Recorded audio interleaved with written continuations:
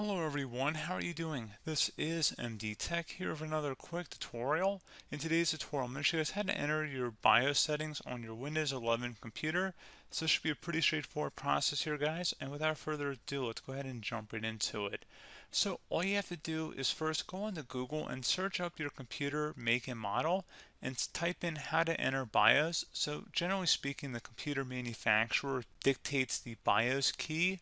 So it could be the escape key, F2, F8, or F12. Those are the most common ones that I have seen on my computers.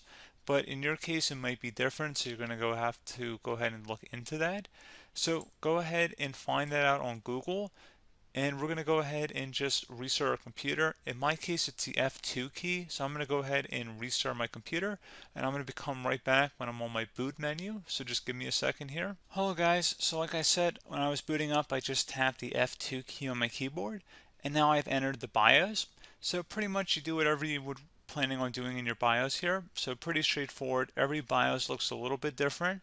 You go ahead and navigate using your up and down, left and right arrow keys on your keypad.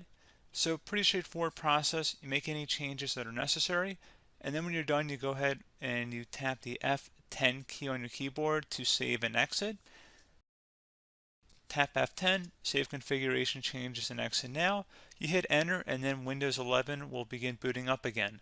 So pretty straightforward process, guys. Do hope I was able to help you out, and I do look forward to catching you all in the next tutorial. Goodbye.